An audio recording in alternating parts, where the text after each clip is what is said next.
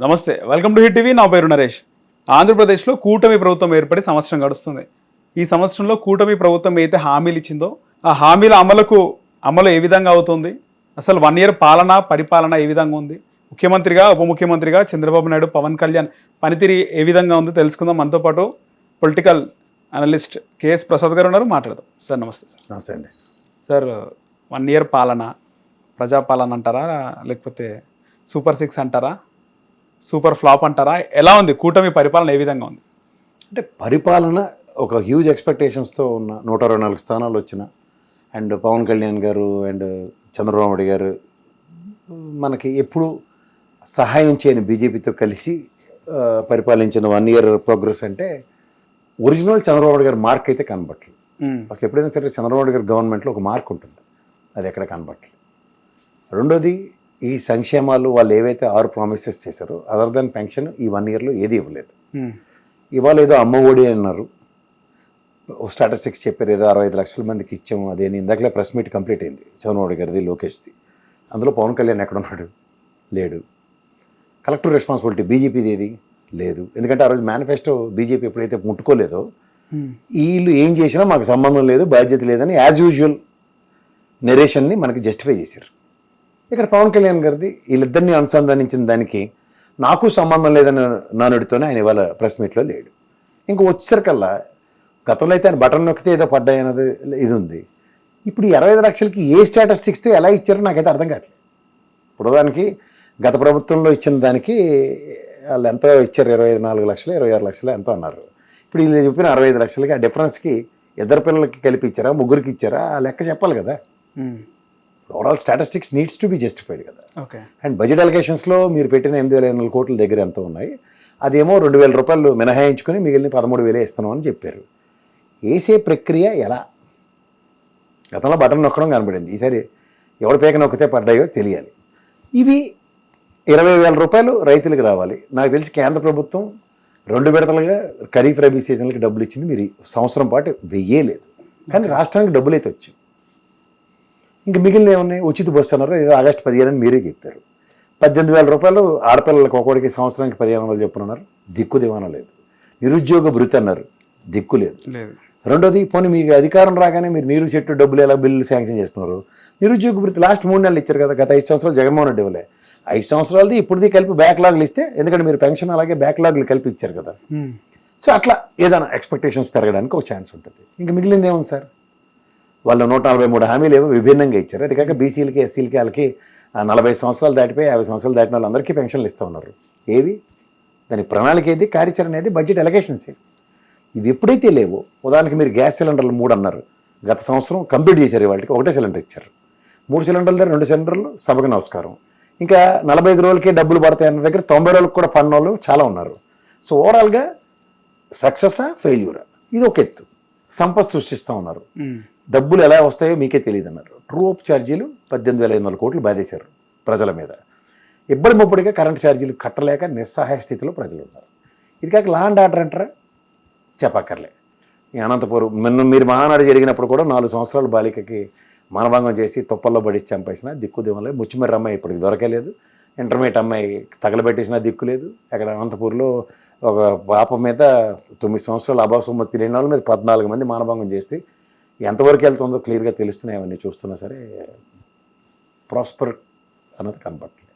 ఇప్పుడు ఇండస్ట్రియలైజేషన్ అంటే ఈ రోజు దాకా గత ప్రభుత్వం నిర్వహించిన కార్యకలాపాల గ్రీన్కో ఏదో కర్నూలులో పెట్టింది, శంకుస్థాపన జనవరిలో చేసింది. యాజ్ యూజువల్గా ఎప్పుడూ మొండి చేసి చూపించే బీజేపీ మీ ప్రభుత్వం రాగానే వచ్చి మళ్ళీ శంకుస్థాపనలు చేసే పోయారు.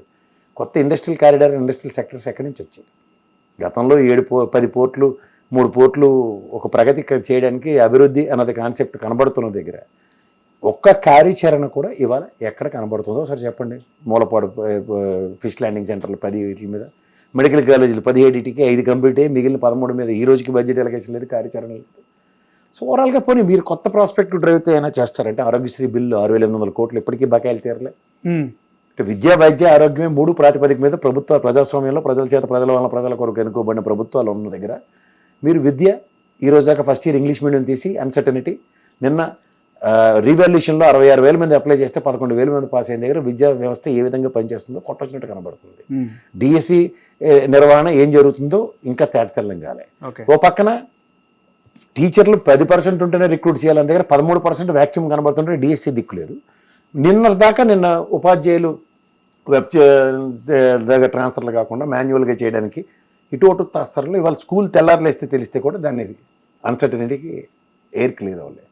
సో మీరు అన్నట్టు ఇండస్ట్రియలైజేషన్ జరగక, సంపద సృష్టించే మార్గాలు లేక, ఓ పక్క రాష్ట్ర ఆదాయాలు జిఎస్డిపి జీడిపి మెజరబుల్గా ప్యాథటిక్గా పడిపోయి జిఎస్టీ కలెక్షన్స్లో అసలు 2000 మైనస్ పరిగెడుతుంది. ఇవన్నీ కూడా మీరు స్టాటిస్టిక్స్ వైజ్గా చూసుకుంటే 33 రాష్ట్రాలు కేంద్రపాలిత ప్రాంతాల దగ్గర మన తర్వాత లడాక్ మాత్రం ఉంది, మనం 32వ స్థానంలో ఉన్నాం.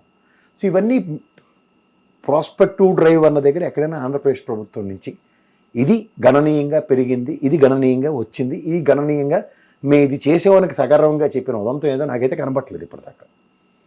పెన్షన్స్ అన్నవి కంటిన్యూస్గా ఎప్పుడో రామారావు గారు డబ్బులు పెంచిన కానించి, రామారావు గారు ప్రవేశపెట్టిన కానించి, రాజశేఖర రెడ్డి గారు పెంచడం చూసాం, మీరు ఎలక్షన్స్ ముందు పెంచడం చూసాం, తర్వాత జగన్మోహన్ రెడ్డి విడతల వారీగా పెంచడం చూసాం, తర్వాత మీరు ఒకేసారి 1000 రూపాయలు పెంచి ఇవ్వడం చూస్తున్నాం.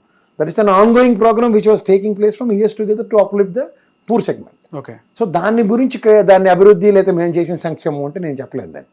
సో ఆన్ గోయింగ్ ప్రాజెక్ట్స్ని మీరు కంటిన్యూ చేసి ఉంటే అట్లీస్ట్ అమ్మఒడి సంవత్సరం పాటు ఇవ్వలేదు, రైతులది ఇవ్వలేదు, ఇవి మాట్లాడుతూ ఎంతకైనా కాలక్షేపం చేస్తాం.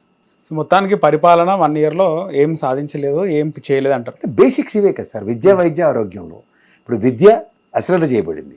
నాడు నేడు స్కూల్తో గత 30,000 పైచీలకి స్కూళ్ళు రీవ్యాంప్ చేసిన తర్వాత వీళ్ళు మిగిలిన స్కూల్స్కి ఈ కార్యాచరణ మన బడ్జెట్ అలొకేషన్స్ కనబడాలి కదా. అలాగే ఆరోగ్యం ప్రాథమికంగా అన్నప్పుడు 6,800 కోట్లు ఆరోగ్యశ్రీయే ప్రజల పరిరక్షణ కోసం ఉంది, ఎత్తేస్తుంటే ఏం చేయాలా? పోనీ డబ్బులు లేవంటే 1,60,000 కోట్ల పైచీలకు అప్పులు చేసి కూర్చుని ఉన్నారు. పోనీ మీరు అన్నట్టు అమరావతి గతంలో రాష్ట్రానికి రాజధాని లేదన్నది చాలా బాగా చెప్పారు, శభాష్. కానీ తీరా చూస్తే ఇవాళ మీరు వచ్చిన సంవత్సరం పాటు కూడా కేంద్ర ప్రభుత్వం నుంచి గజిట్ తేలేకపోతున్నారు కదా శాశ్వత రాజధాని అమరావతి అని. అన్నట్టే కదా ఇవాళకి కూడా. పైపు వచ్చి దాన్ని అమరావతికి పరుగులు పెట్టించేస్తామని చెప్పి అప్పులు 31,000 కోట్ల దగ్గర వరల్డ్ బ్యాంక్ త్రూగా కానీ, హడ్కో బ్యాంకులు కానీ, లేకపోతే జర్మన్ కొలాబరేషన్స్తో కానీ మీరు తీసుకొచ్చిన 31,000 కోట్లలో 39 కోట్లు అలొకేట్ చేసి కంపలు కొట్టించడం తప్ప ఇంకేం కనపడుతుంది? నీళ్లు దొరుకుతున్నారు. కార్యాచరణ ఇది. ఓకే. మీరు చెప్పిన సంపద సృష్టిలో సచివాలయం కడితే సంపద ఎక్కడి నుంచి వస్తుంది? హైకోర్టు భవనాలు కడితే ఎక్కడి నుంచి సంపద వస్తుంది? అలా హైకోర్టు న్యాయమూర్తులకి వసతి గృహాలు ఇస్తే ఎక్కడి నుంచి సంపద వస్తుంది? మళ్ళీ ఏం కట్టారు అంటారు కదా సార్, సంవత్సరంలో మీరు ఏం కట్టారు, మీ పరిపాలనలో ఏం కట్టినారు అని అడుగుతారు కదా తర్వాత.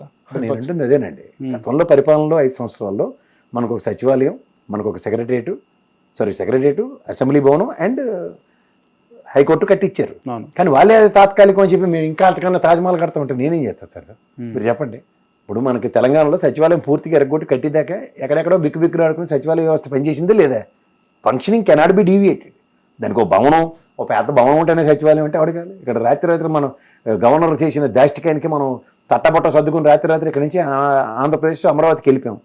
ఆ రోజు ఏమైనా ఫంక్షనింగ్ ఆగిందా? సచివాలయం తాత్కాలికంగా వీళ్ళు చెప్పిన భవనం కట్టిదాకా. ఓకే.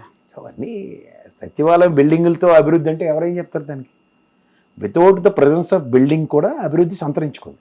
కానీ దాన్ని ప్రాస్పెక్టివ్ డ్రైవ్లోకి ఎలా తీసుకెళ్తారంటే మీరు బిల్డింగ్లే కడతా ఉంటే ఎక్స్చెక్కర్కే డబ్బులు వస్తాయి కదా. ఓకే, రైట్ సార్, ధన్యవాదాలు. హిట్ టీవీ యాప్, ఇందులో short news, live news, entertainment shows, movies, digital magazines తో పాటు మీ జిల్లా వార్తలను కూడా ఫ్రీగా చూడొచ్చు.